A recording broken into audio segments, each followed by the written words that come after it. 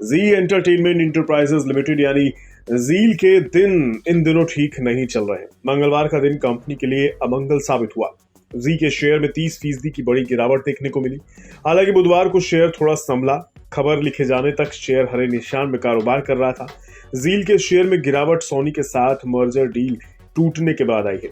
अब इस मामले में जी के चेयरमैन सुभाष चंद्रा की एक चिट्ठी ने बवाल मचा दिया है। ये चिट्ठी सुभाष चंद्रा ने वित्त मंत्री निर्मला सीतारमण को लिखी है। हालांकि ये चिट्ठी मर्जर डील टूटने से पहले 16 जनवरी को लिखी गई है, जबकि मर्जर डील टूटने का ऐलान 22 जनवरी को हुआ है। इस चिट्ठी में सुभाष चंद्रा ने मार्केट रेगुलेटर सेबी पर गंभीर आरोप लगाए हैं। सुभाष चंद्रा ने सेबी पर सोनी ग्रुप के साथ मर्जर में अड़ंगा लगाने की कोशिश का आरोप लगाया है।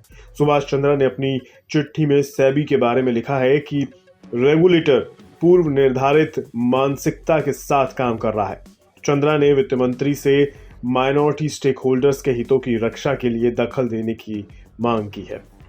दरअसल सुभाष चंद्रा ने मर्जर को लेकर सेबी की चिट्ठी पर सवाल उठाए हैं। सुभाष चंद्रा ने कहा है कि मर्जर डील को लेकर अगर सेबी को कोई भी संदेह है तो जांच करनी चाहिए। कंपनी के लोग जांच में सहयोग भी कर रहे हैं।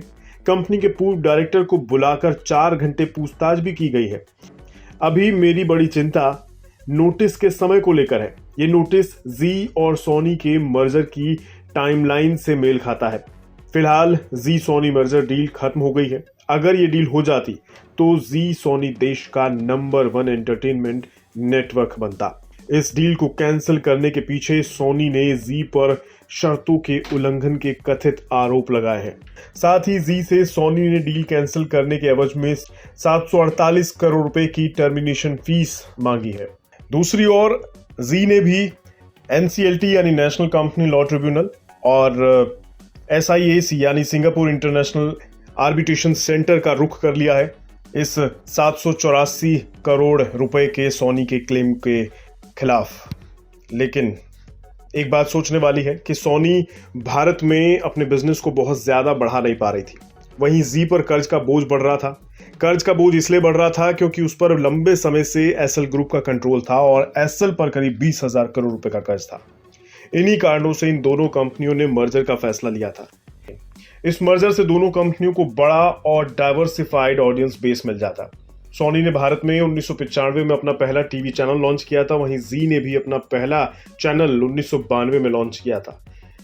अगर आप दोनों के चैनलों का आंकड़ा देखेंगे तो समझ जाएंगे कि अगर ये मर्जर हो जाता तो ये कंपनी वैल्यू के साथ साथ इंडस्ट्री में कितनी बड़ी प्लेयर बन जाती। जैसे सोनी पिक्चर्स भारत में 16 एंटरटेनमेंट चलाती है, साथ ही 10 स्पोर्ट्स चैनल भी ऑपरेट करती है। सोनी पिक्चर्स का एक डिजिटल प्लेटफॉर्म सोनी लिव भी है। कंपनी की 167 देशों तक रीच है।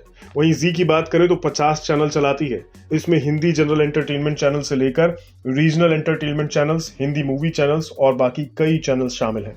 इसके साथ ही कंपनी 120 देशों में 40 से ज्यादा चैनल चलाती है।